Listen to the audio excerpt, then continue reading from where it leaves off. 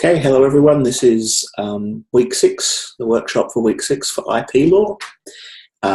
Before we get talking on the topic for tonight, just mention to you all that it is week 6. We're halfway through the term, as frightening as that is.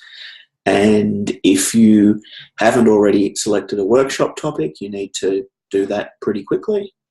And get on with that, because you're going to be running out of time and space to do it in, and also to give you a bit of a reminder about the assignment, the research assignment, and getting into DIGO and putting some posts up there and contributing. Because as we mentioned earlier, this is a subject that we're looking at research in a research community. So the kind of antiquated idea of having a brilliant research source hidden up your sleeve and at the last minute pulling it out when you just put this assignment in and saying, hey, I've got this fantastic magical source and I'll get heaps of marks. I mean, that never really worked anyway, but it certainly doesn't work here. So here, if you find interesting things and you put them in DIGO, that's all points. It's all worth score. And if you get involved with the discussion and you talk about things and you just discuss parts of those sources, it's also worth it. So again, it's also about trying to move your study habits away from cramming the night before and doing a little bit each week, and just spending some time each week doing a little bit more, which is a way of actually getting some kind of depth in what you're doing in research. So I know I'm, effectively a student myself still, because I'm still writing articles and things. And for me, the temptation is, let's wait till the week before it's due and then put everything else on the back burner and try and get it done. But if you're going to be sensible about these things, you schedule time and you do it a little bit at a time, especially when you're a fake student. So I don't want to preach about it. I don't want to make a big deal about it, but this is the time in the term when, if you haven't posted anything to the DIGO groups, it's time to start putting something, even if it's just something you've seen in the newspaper. Remember, DIGO, you can link absolutely anything that's on the web in there. Put something up there, get involved in a discussion. What do you think of the Dallas Buyers Club decision? Really? Do you think it's going to be the scourge of all pirates and it's going to stop piracy? Or is it going to mean that people have never heard of Tor before are suddenly all madly trying to find out how to anonymise their web presence? It could go either way. I know there's been a small amount of panic out there among some folk who don't have Telstra or Optus as a client, who may be on the 5,000 list of people who've been uploading that movie. I'm surprised there's not more, but I suppose it's just what their tracker software found. Anyway, that's in terms of the law reform area. That's the kind of discussion you could be having. And as I said, I'm not seeing this as, set aside 5 or 6 hours a week to get in there and start doing a whole lot of. Just skim what's there. Treat it like a social media feed. Have a look at what people have put up there. Put something up there yourself. Make a comment. It has a like button. You can just click like when someone's put up something that you like. And it's a different way of thinking around research, and it's much more productive. Anyway. So we need to start kicking that into a slightly higher gear now we're over the break. And the other thing I would also encourage you to do is to start posting. You can start a discussion thread on DIGO about what you want to do for your topic. There's a few sensible reasons for doing this. One is that you get to kind of carve out an area for yourself, and you get to go in first. There's no point thinking, I'm going to look at torrenting and I'm going to be the only one who looks at it, but I'm going to keep it to myself, only to find that 5 other people are also doing torrenting. At least if you get in first, you get to sort of stake the territory a little bit for yourself.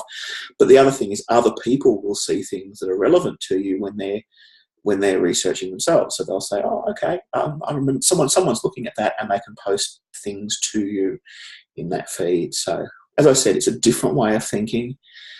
The way we've tried to you've been reinforcing your learning in the past has been very kind of anti-community and very kind of individualistic, but in the real world, that's not how it works. And we now have the tools to be able to do this more effectively. And from my point of view, it also makes your research really visible. So if I want to know what you're doing and what you're up to, not in a creepy surveillance way, but more in a teaching way, I can have a look at what's going on there. And if someone's, maybe got the wrong idea, or I've got an interesting idea, or there's something that I can add, I can also be involved in that in a way that I wouldn't ordinarily do in your research project. It would be very difficult unless you rang me up every week and said, oh, this is what I've done this week and this is what I've done. And people don't tend to do that. You can ring me up if you like, but people don't tend to do that. All right. Okay, so if we're okay with that, let's talk a little bit about the Convention on Biological Diversity and patents and so forth. Has anyone had a chance to look at the Bullshit documentary on the neem plant? Yeah, I watched the majority of that documentary. What did you think? I wasn't quite sure what to think. It was very confusing at times as to what was going on and what the issues actually were. I found a lot of what was being said by the activists to be very anecdotal. I kept waiting for somebody to, slam down some bit of, science done by, or some piece of really important law to really, I suppose that's the result of doing this law review for the last 3 years. You're waiting for reference sources before you actually have an opinion about anything, and a lot of it was very emotionally driven. So I didn't find the parties particularly convincing in that regard.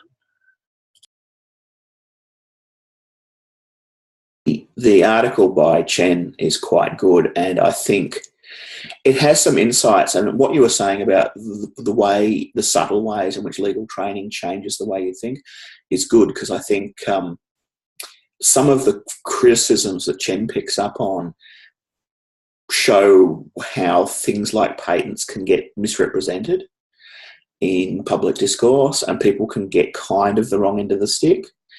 I also think that Chen's not completely right himself, in that he sees things in a very legalistic sense. So there is some danger in that. But the key thing, and I think the thing that's sort of slightly frustrating in the world of patents, that people don't necessarily seem to realise is, first of all, it's on a national jurisdiction, that you can't. If I patent something in Australia, I can't. That doesn't mean anything in terms of people using it in another country. It's all under sort of our domestic law. Yeah, in saying that, I was still confused about neem and what the hell the story was when it came to neem, because it was talking. I remember reading articles and some further research on neem, and some TED Talker did an article where we were talking about American companies suing people in neem using that product in toothpaste and that sort of thing in its traditional use, and apparently that was patent infringement or something like that. I suppose my question is, could you explain a little bit more to me about what the story is behind neem and what the, yeah. There's a chemical that that they developed from the neem plant, and depending on where you are, there's differences of legality in terms of patenting chemicals and things that come out of nature. For us, there needs to be an inventive step, and I believe American law is the same. So you can't patent something that you've pulled off a tree, but you can modify it and you can use it in a specific way, and that can be patentable. So you're not patenting the substance itself, but you're patenting using it. So I suspect the neem toothpaste was what they'd patented was the idea of putting the neem in the toothpaste, but you couldn't patent the neem chemical itself. However, if you genetically engineered and modified the neem, that's a possibility. So one of the other uses of it was, I think, an antibacterial. I mean, the neem tree you can use for lots and lots of things, and it's become kind of one of the poster children for this area. So if you derive a chemical, you put it through a process, you know, you can see I'm a scientist here, can't you? You do science to it, you get a chemical out the other end, then that scientific process is paintable as well. But crucially in this argument, it's interesting that TED Talkers pick up on it as well. You can't stop people using things in their original way, in their original sense. Yes, that's the thing that really confused me. I mean, you couldn't suddenly come along, grab a stick, grab a rock, tie them together, and paint the spear, and then sue every person who's trying to make a spear and sell a spear. I mean, that does seem like almost like they were trying to do. It's like somebody's been using it in this particular way for the last 2,000 years. You can't suddenly make a patent on that and then come along and try and enforce your patent. Another thing that I found, I think her name is last name Shiva in that talk about bullshit. At one point, she was talking about wheat, and she mentioned that I think she was standing outside the court in Europe, and she was talking about how it's no good for somebody to come along and grab the strain of wheat that we have in India and take the genes out of that wheat and then put it into a new strain of wheat and then patent that. And I was thinking, that sounds like a fantastic thing to patent. Why wouldn't you patent that? You've basically created something completely new that's going to be beneficial. Why shouldn't you be able to stop people from basically doing the same thing as you without, any financial remuneration? So that's why I found it really, I suppose, unconvincing and confusing, that whole documentary, because it was made up of allegations and things like that, which seemed to, contradict what IP law was, written for in the first place, is to, encourage people to innovate and improve on things. Yeah, there's been a lot of, the thing about this that I find really interesting about this as a topic is there's so much misinformation on both sides. And one of the things I quite like about the Chen article, and as I said, I think some of his decontextualisation of law is problematic, because he does a bit of the, hey, this is just what the law is, and it doesn't really matter what the social context is. And I don't think we can do that. But what he's good at going through, even though he's a little bit verbose about it, is that people have misrepresented what a patent is. A patent is about a limited time operation of a particular use or invention of a product. And as you said, inventing something like a drought-resistant wheat, good on you. You've developed a drought-resistant wheat. You can probably save a lot of lives. You've got 20 years or so to make profit out of it, and then it goes into the public domain, and everyone can benefit from it. And just a sidebar here from a bit of the discussion on the chat. With patents, if there's prior art, you have to search the prior art, and if it's a finding that someone's already using something in the method that you've described, it's not patentable. The problem, or the restriction on prior art, is that in the United States, at least, you only have to search prior art in the United States. So it can be something that everyone in the rest of the world's doing, and if no one in America is doing it, you can still patent it. As unlikely as that might be, particularly in a globalized world, chances are if someone's doing it, somewhere else, they're using it here. But I think one of Chen's arguments is that if we included Indigenous uses in prior art, that might be one way of silencing some of those critiques and saying you can't patent it if all you're doing is picking what someone's doing in an Indigenous community somewhere and using it in the same way, which is not what was happening in the Neem case anyway, but it would at least silence the critics who said that, we've been using this for thousands of years, how can you patent it? You go, well, okay, you can't patent it in exactly the same use. But if you then go, hey, this has some other uses and I can use it in this way, then that's potentially patentable. And I've just noticed the guys have got some dropout problems. Look, that's fine. We'll upload this as a recording later. But it's worth now, a little bit more, having another scan over the materials from the first couple of weeks from IP Australia on patent law, because now you've seen some of the context, you can go back and have a look again and understand how it kind of how it applies. In terms of prior art, the same provisions apply in Australia. But I think in Australia, you can be denied a patent if the prior art exists internationally. I think it's only, don't quote me on this, but I believe it's only the United States that have those kind of blinkers. I think here, being good colonials that we are, if we find someone in America is using something in some way, you get denied the patent. You have to look outside Australia. Okay, bullshit being one-sided. What's interesting about it is that the argument's kind of about something else. And patent law has become a lightning rod on a lot of the issues. And I think one of the interesting things, I mean, we could do a bit of what Chen does and just walk away from it and say it's not a legal issue. You're misrepresenting the law, go away. But what I think is more interesting is being able to figure out why people have got the wrong end of the stick, the knee in the stick, and why they think the patents operate in the way they do. And part of it is, I think, the way in which the business of patents operates. And this is particularly true in the food industry, and the way in which IP laws are used in a very kind of weaponized way in the food and chemical industries. And a lot of that has to do with the ways that monopolies lock down supply of food. They lock down the supply of genetically modified food. And I don't want to get into the hippie versus science argument of is genetically modified bad or good. I'm leaving that one's off the table for our purposes.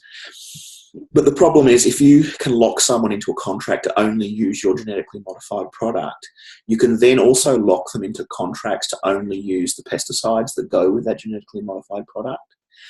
And what's been happening in around the world is that they've been pursuing their rights to sue farmers who they believe has stolen their genetically modified grain when the seeds blow onto other people's land. So there's a whole lot of really, really snaky practice around patents that is done by the food industry, and particularly where you've got food and chemical industries together. And as Sheridan said, one patent rolls into another to create an even bigger monopoly. And what you can do then too is once the patent period runs out, you say to your the farmers who you're supplying, we're no longer supplying the one that's now not patentable.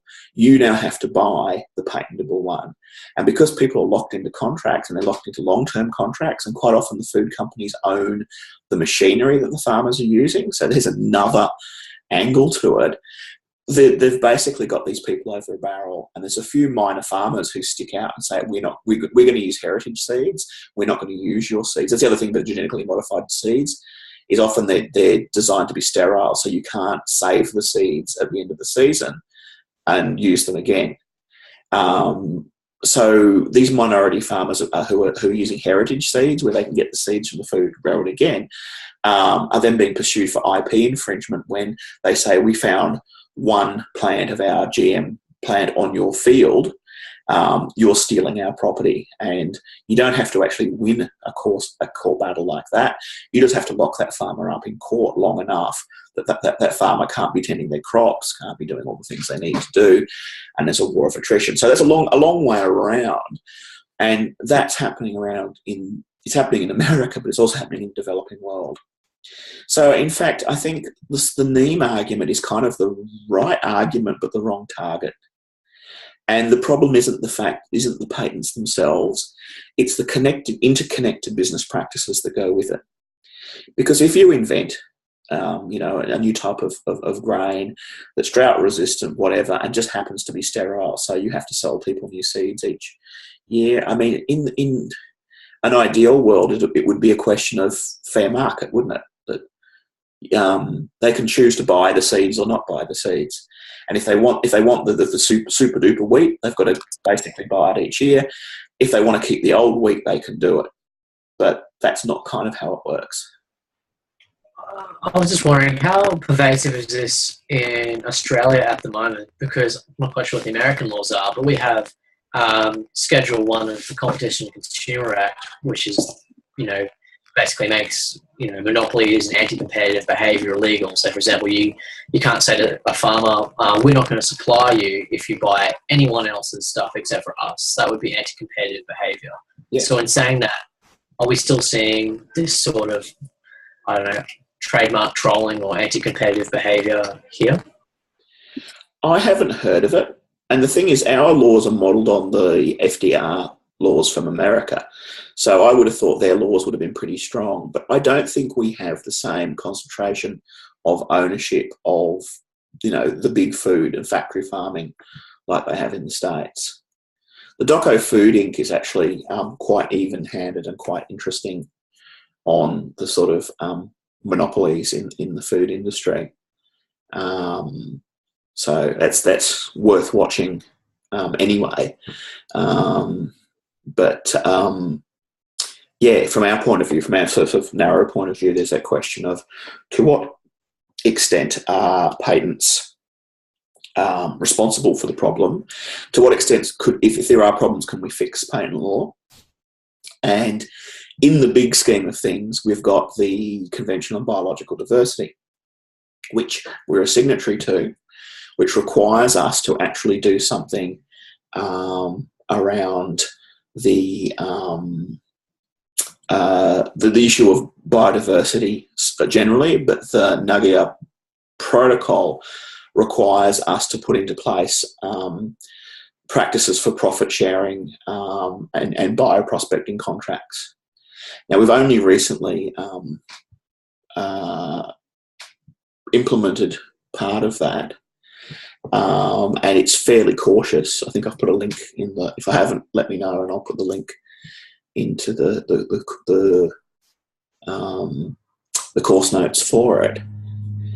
But there's kind of a cautious endorsement of cool. It's there.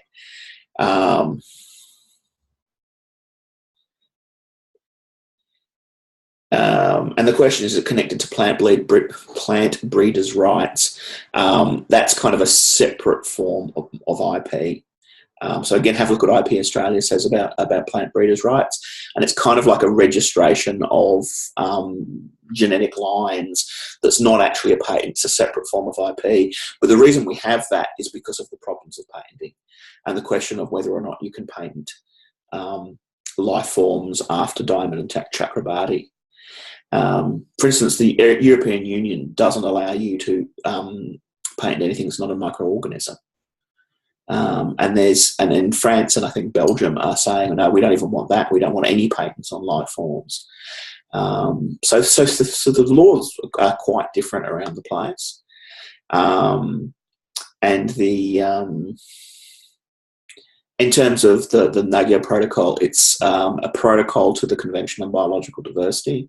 The larger convention is generally around protecting biological diversity around the world.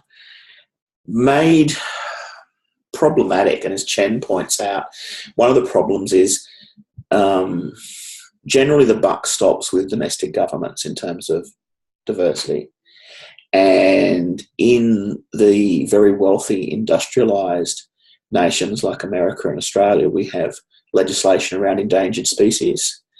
And we have, in Australia, we have the Native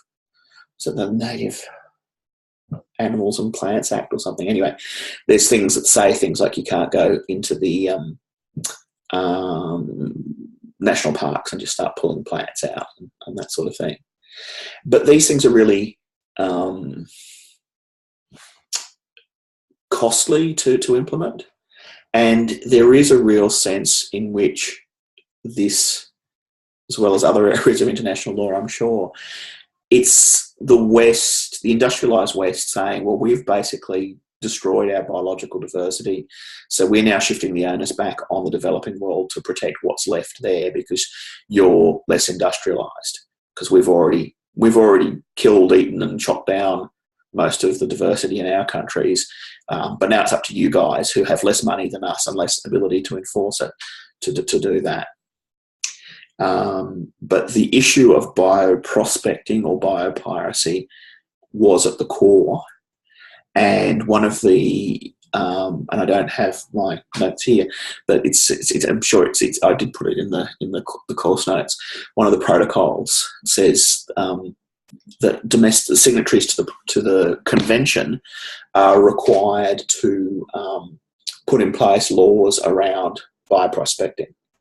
And to ensure that as much information as possible goes into the public domain, and as much and where necessary, there's profit sharing with local communities. So in Australia, I mean, I guess the question is, and it's still an open question, is how much of Indigenous law, LORE, is potentially subject to bioprospecting. And in that case, what sort of arrangements should be made between the scientific companies that are looking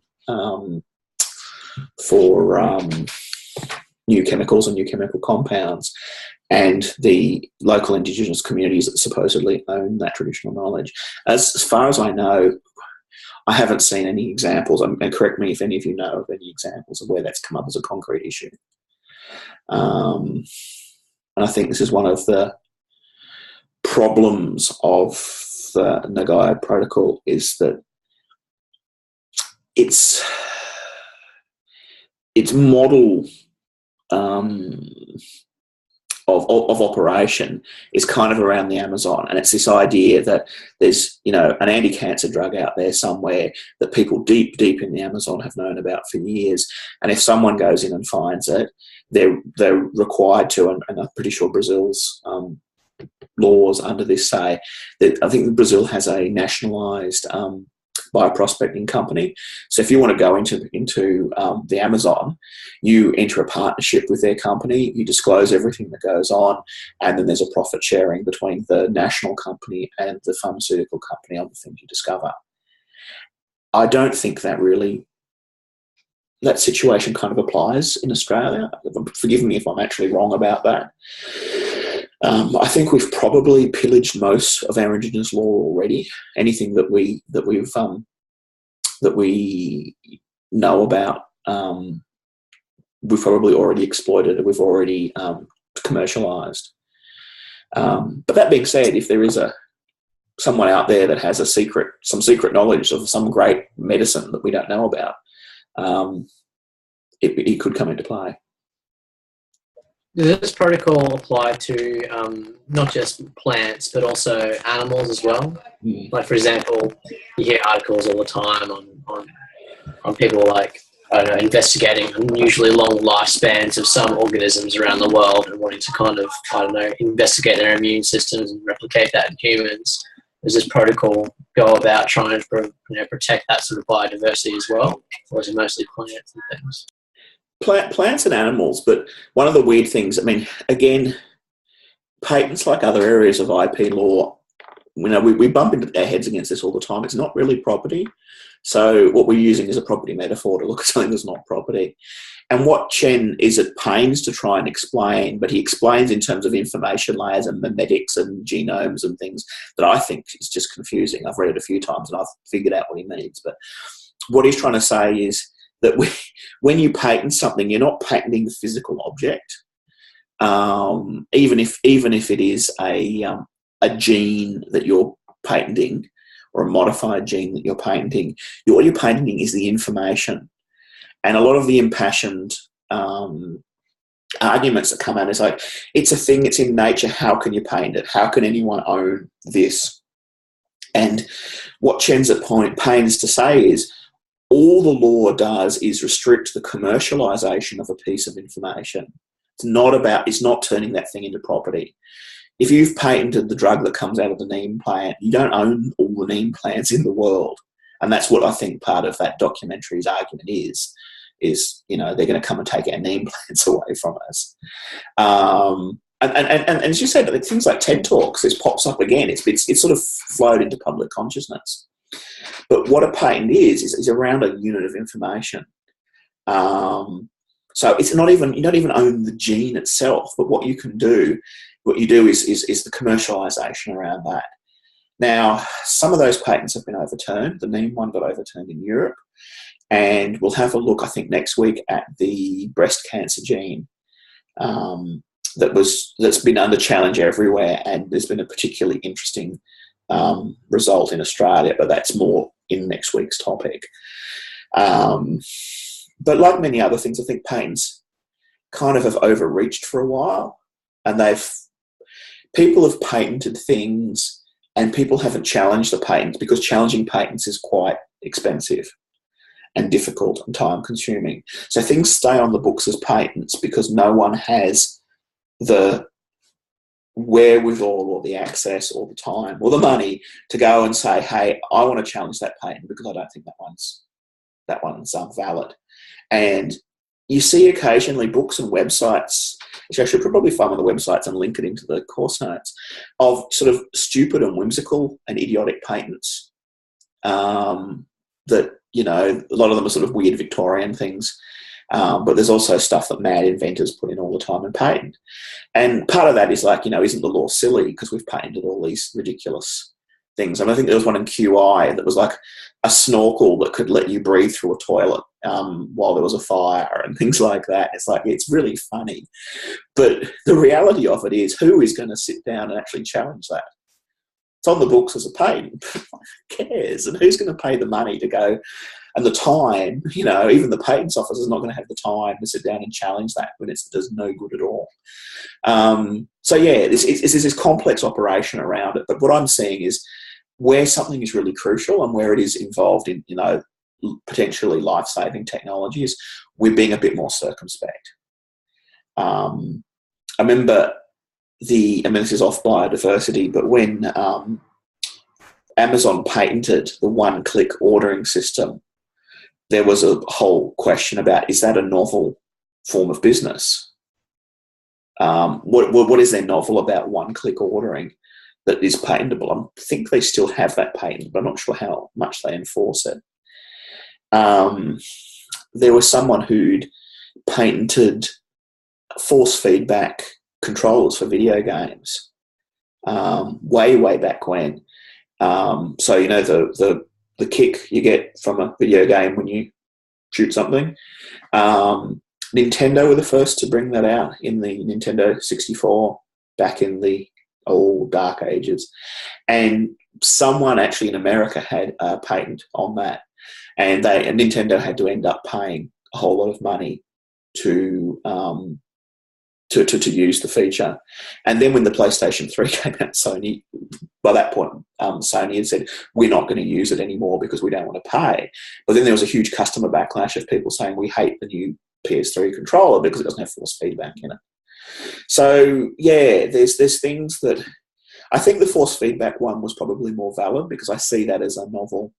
It was a novel invention, and it was a pain to have to pay for it when you'd invented it in Japan and someone in America had a patent on it. But that's different to a lot of the business process patents. And there's a lot of business process patents in there, which is things like we put all the condiments next to the cash register, and therefore that's a valid business patent.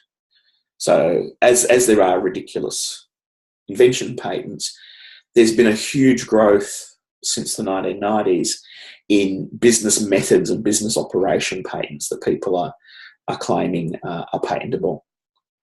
You know, some of them, maybe there is clever ways of doing franchises that no one has thought of before, and those are the ones that maybe that's a valid use of a patent. But again, there's a lot in there that it's just, it seems a bit silly, and everyone seems to think that their way of doing business is so brilliant and so new that it's a novel invention. Anyway. I'll just real quickly add to that. Something I was going to share with everyone on Django after this. It's more related to like week 10 IP trolling, but if anyone is a fan of last week tonight, they actually talked about IP trolling in America and some of the most absurd cases of people basically suing people. So, for example, one example was a company that took things and scanned them and put them into their computer. And somebody said the process of scanning something using your own photocopier and putting it into your system is an IP infringement, and they sued over that. not a joke. So I'll put it in the chat before I leave as well, but it's worth watching because it's right on point with what you're talking about here.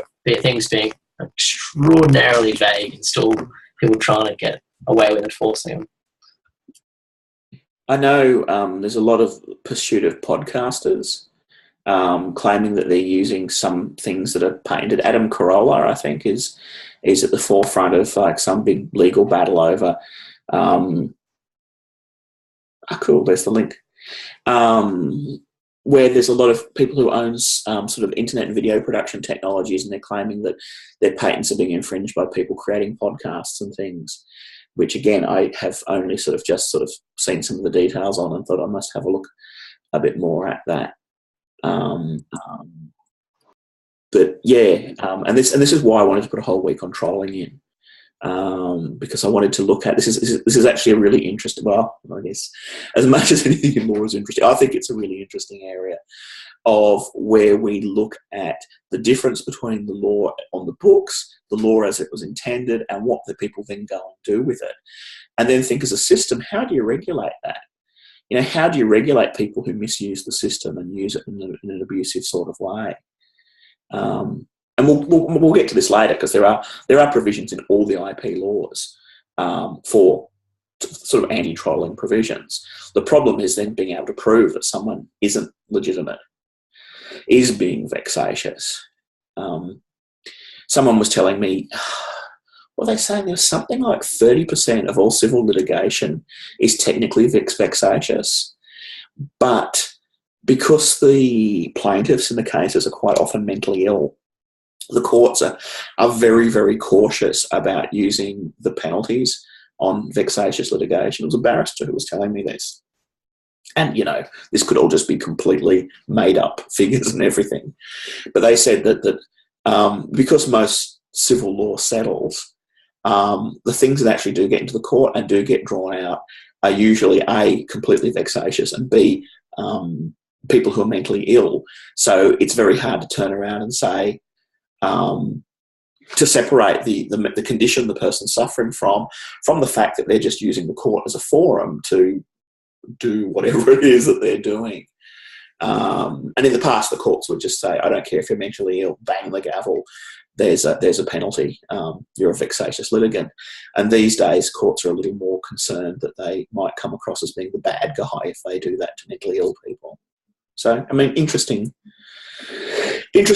point generally, but I think the trolls that we're looking at in this course are people whose whole business plan, and they're not mentally ill, their whole business plan is to harass people and to try and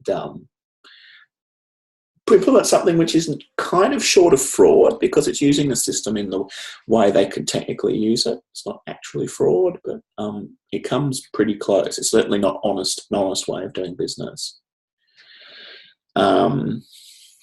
Okay. So back to the CBD, it's worth having a bit of a look at the website for the convention. And having a look at there's a database of all the different countries and what they've done and everything. Not for any kind of direct, this is an accessible item, but just to have a look at a different way of doing things in terms of regulation, and to look at how public law, international public law, kind of operates, which is you have a document. You have signatories to it. Part of the document is that you promise that you'll ratify that document. You'll go back and implement it in domestic law. At some point, that may or may not happen. But then it's, what do you actually do about people who don't ratify it? So on things like carbon emissions and things, you've got distinctive countries who'll say, I'm not signing this, we're not signing this, we don't believe in global warming, whatever. And you can then try and shame them and say you're the only person in blah, blah, who isn't a signatory to this convention. But then if you've got people who sign it and then don't ratify it, there's a different sort of shaming that goes on. It says, well, you signed this treaty, you said you would do this, but you failed to implement any of that. A big one in the human rights field is the UN standards on the minimum treatment of prisoners. And Australia's not very good, even leading out people who are not actual prisoners who are in detention centres. But even with prisoners, there's parts of that protocol that we've never, that convention that we've never ratified. There's parts that we've ratified that we don't actually enforce properly. For instance, the separation of remand and non-remand persons, we're not very good at. Ideally, we would, under the convention, there's separate facilities and people on remand are kept separate from convicted people. Not always possible under the way our system's set up. I think it's scratching my head back from my EARC days as to what the other parts of that convention were. But it's an interesting example of something which can go on for years. You can have like a 1950s, I think it was, convention on a particular issue. And then the actual process of getting it ratified, getting it into domestic law. All this time you've got political parties going in and out of power. So, we signed the CBD. We've ratified it, but we've ratified it, I think, under Abbott's government. And the only reason I think it can happen is that they don't know about it. Because a lot of what happens then under treaties is it gets passed into the hands of bureaucracy, and the bureaucrasiy trundles on and goes, oh yeah, we've got to implement this, whatever. And unless they send a message up to the minister and say, oh, by the way, we've implemented this thing, good on us, and the minister does their nut and says, no, we're not doing that, we're not protecting animals or wildlife, it doesn't actually come to public attention. So it is from a normal legal point of view, it is really bizarre. Because everything is kind of happens at a glacial pace, and it all happens at 2 stages of remove. And I think, what you learn as a lawyer is much more about, here's a crime, someone breaks the law, do you catch them? If you catch them, do they get convicted? What punishment's handed out? And international law, I mean, I've heard some very convincing arguments that we probably shouldn't call it law at all, because hasn't got any of the elements of what we call, the elements of certainty we expect from law. I'm just going back to the comments channel. Queensland breaking child protection, one by imprisoning 17-year-olds as adults. Yeah, that's I remember that was part of the UN minimum standards too. There was something also about that I didn't quite get about people being in their single cells. The convention had something about people not sharing cells, which I can kind of see the point in, that you don't want to be in the same cell as Big Dave, who sticks pictures of Macaulay Culkin all over the walls. But on the other hand, solitary confinement is also a form of inhuman punishment. So we could meet that by putting everyone into solitary, but that's problematic as well. But yeah, it's a really good example of a treaty that sets very, very specific things that we've signed, that we've said we will do, that we just never did. Go for it. So I have a question in relation to that, in terms of the international treaty versus domestic law. Which takes precedence? Because I can have a international treaty which says I have to treat prisoners in a certain way or behave a certain, using the prisoners as an example. And then I could modify it or have state-based legislation which says, scatterbrain. Let's say I've got an international treaty which says I must treat prisoners in a humane way. I cannot assault them, as an example. Yep. And then I've got state-based legislation which says the controller of a prison is allowed to must maintain order and control, and try and bring assault or beating up a prisoner or a child under the guise of state-based legislation, which takes precedence, which takes domestic. Which is the one that's enforceable. Domestic would. Yeah. So the international, like the CBD, I had a read of it, and I tried to go through the workshop question of look at a nation and discuss what it's done. And my background is Coptic Egyptian, so I naturally went to Egypt to have a look at what was in it. It was Egypt's signatory back in 1998. for biodiversity and, and sustainable development. I knew the Minister of Environment who signed up to that back in 1998. He got done for corruption as part of the Arab Spring. So these international treaties are, in some ways, like Tasmanian dams, good. Biodiversity treaty with respect to Egypt, it's like a bit of a mutual appreciation society. Everyone's just giving themselves a pat on the back to say, let's do a good job, or at least look like we're doing a good job, and make a website about it. Yes. I think there's a good deal of that. I mean, the other side of the coin, you also have treaties like the trade organisations and TRIPS and things, and the Transatlantic Agreement on Intellectual Property that's all being done behind closed doors, where all of a sudden some treaties are said, oh, well, we've signed the treaty now, there's nothing we can do about it. We have to enforce it because we've signed the treaty. So politicians do like to have both ways. If it's something they agree with, they say, oh, no, we have to sign it. We have to ratify it. We've signed it. This is a very solemn undertaking. If they don't want to do it, they'll just go, oh, well, it's the exigencies of time and the whatever that we need to, And in Australia, we have the added level of complication. You've probably done this in constitutional law. It's the federal government that signs treaties, but we have a state government level as well. Do you remember the lobster case? I was scratching my head about the reference for this, but it was a case where it was some federal fisheries laws, and the what the federal government did, because fisheries are a state under the Constitution, belong to states' area of jurisdiction. The federal government signed an international treaty, and then under the treaty's power under the Constitution said, hey, we've signed a treaty here, therefore we have power over fisheries. And it sort of set the precedent that anything the federal government wants in its ambit of power, it just has to go find a treaty somewhere, sign a treaty with Chile. Chile's got we're looking for a treaty on that, and they can kind of grab power onto themselves for that. And let me quickly... So what you're saying is theoretically there could be a treaty, an international treaty on educational standards for people under the age of 18. They become a signatory to and ratify it at the federal level of government. And suddenly the federal government has jurisdiction over the education system, which is constitutionally a state issue. Yes. Cole and Whitfield might have been the case. It's not lobsters, it was crayfish.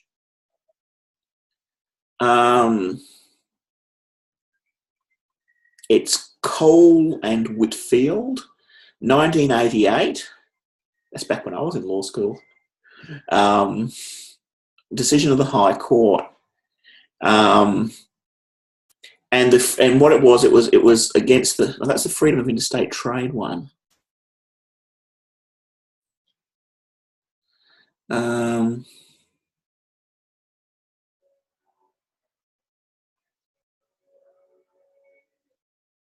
still think it might have been Cole. I'm not going to waste everyone's time.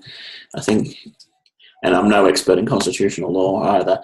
But so I think it was Cole and Whitfield where part of what was relevant, even though the Wikipedia entry doesn't mention it, was that there were treaties that there was a state's power one. But I'm prepared to be completely wrong on that. There is definitely a constitutional law case on treaties. The added level of complexity. I mean, you've got the whole international geopolitics thing about are they effective? Are they only effective when they're trade treaties and you can back it up with some economic crunch on them as well? Are they effective as shaming, where you have breaches of international human rights standards and the international courts expressly condemn things that are done? They have no power to, unless it's war crimes and that's sort of different, they have no power to do anything. But, I mean, Tony Abbott said recently that Australians are sick of hearing from the United Nations and they're not interested. So, who knows if he's true or not.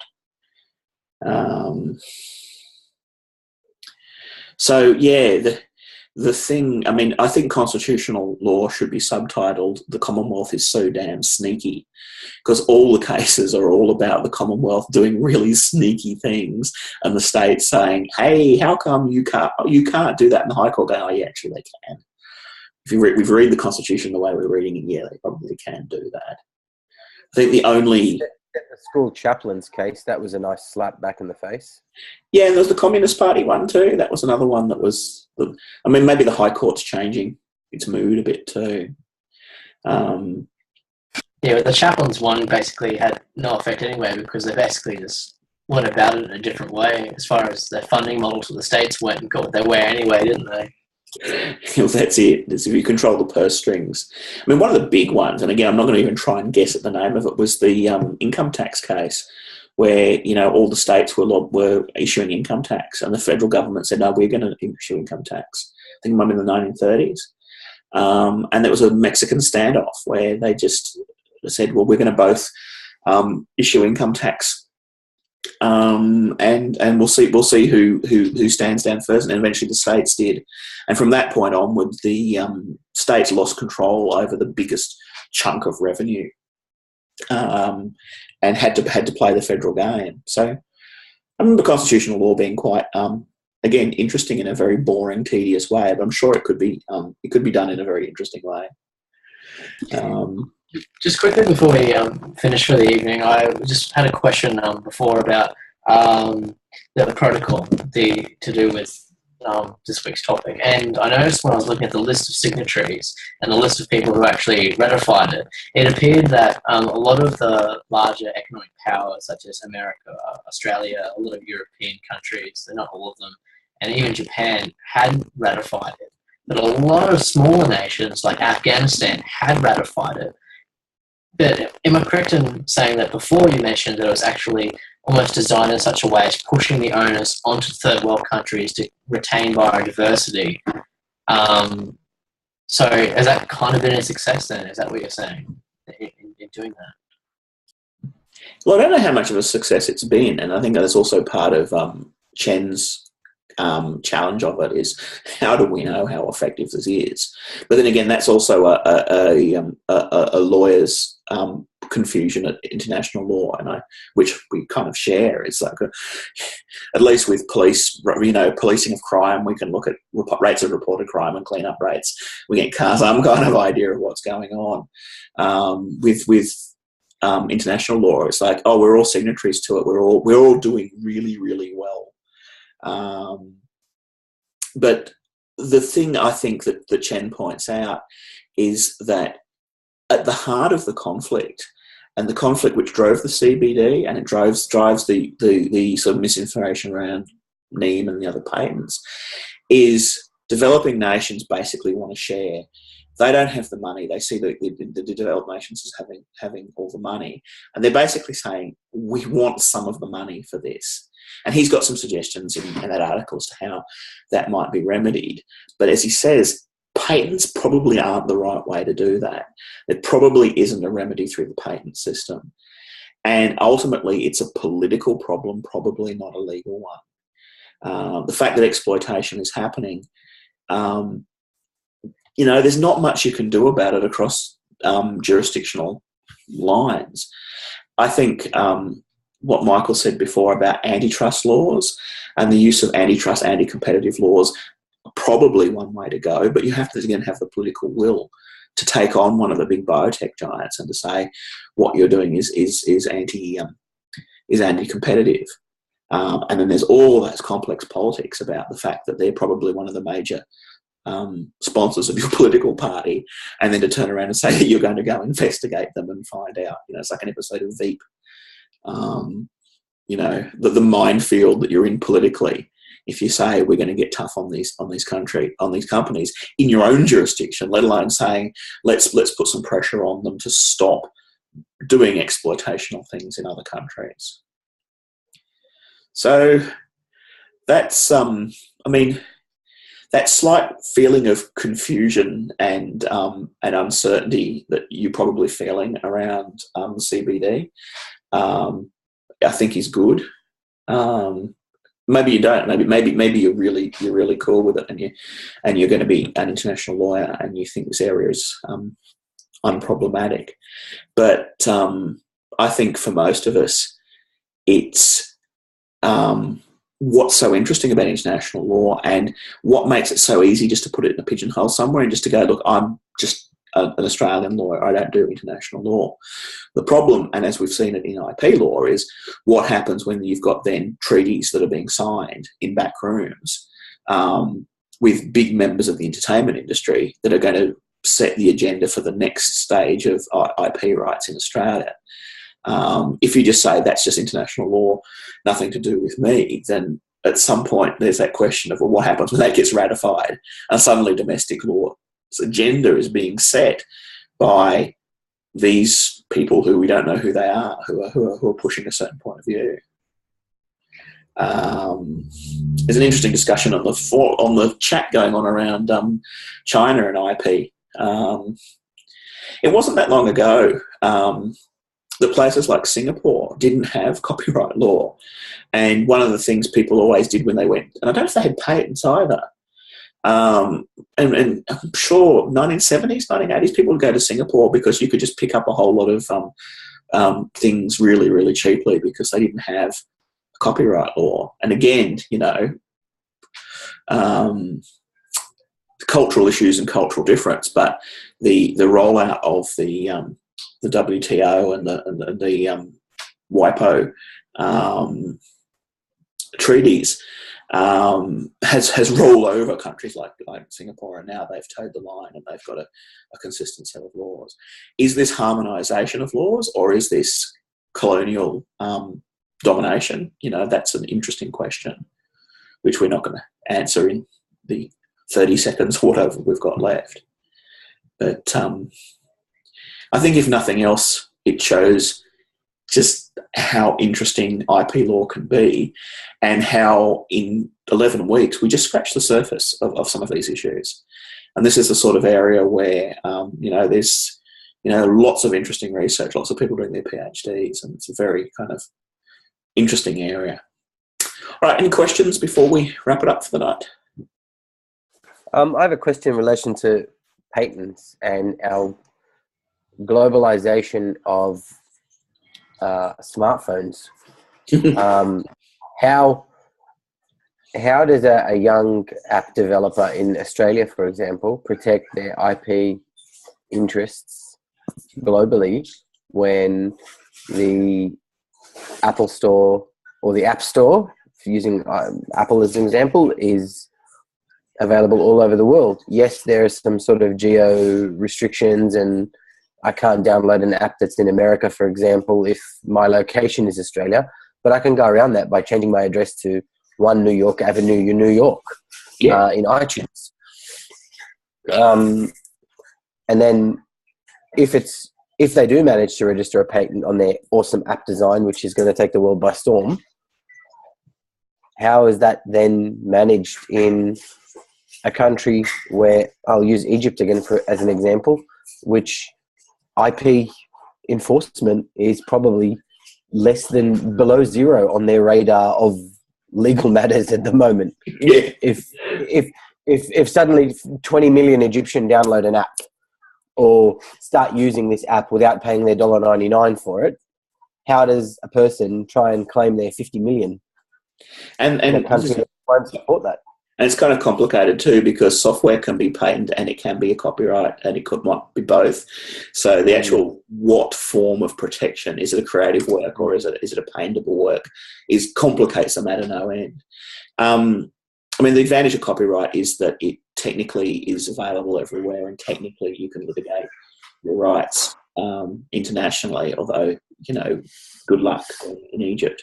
It's a small app developer. And with patents, it's really a matter of choosing your forums and getting things patented in places where you think you'll be able to make a difference. And just sort of saying you just let it go in the other places, because you could drive yourself crazy trying to, lock down every jurisdiction in the world, whether or not, you've got any means of actually pursuing it there. So yeah, interesting point. I'm not sure whether, and this is the difference between Apple and Android too, whether Apple might not, in your terms and conditions as a developer, you might not be able to ride on the coattails of Apple's litigious, whether the agreement you sign with Apple to put something in the App Store actually gives you some rights for Apple's protection of its intellectual property. It might. I don't really have no idea. Certainly wouldn't with Android, because anyone can stick things in the Android store. But I don't know whether Apple are so restrictive about what you put there, whether maybe part of that is you have some protection, just in terms of this, the system being hardwired to not let strangers come in and download things, that you have to actually do those things, even though, as you said, you can change your address. So, yeah, sorry, that's not a very clear answer to your question. That's okay. But this is, again, strategy. This is, again, why IP law is a very, very strategic area. And clients will say, what can I do? And you have to be able to be not just a legal advisor, but a bit of a business advisor, and say, you really can't do anything. It's going to be extremely costly. I'd recommend you let that go and actually focus on areas where you might actually be able to enforce your rights. Okay. Other questions? Had some very interesting chat discussions tonight, which is cool. There's a, I think I've put in a link somewhere, maybe in one of the later weeks, discussion around the smartphones. Yeah, I've probably put it later on. And the whole difference between Apple originally saying we steal the best ideas, and then later on saying we're going to destroy Android. And there's a short film by the guy. Well, Moodle's now telling me my state information is lost. Okay, I won't mess around with that at the moment. But there's a little short film about the smartphone wars that I've put in. And if I haven't, I will make sure I put it in. Anyway,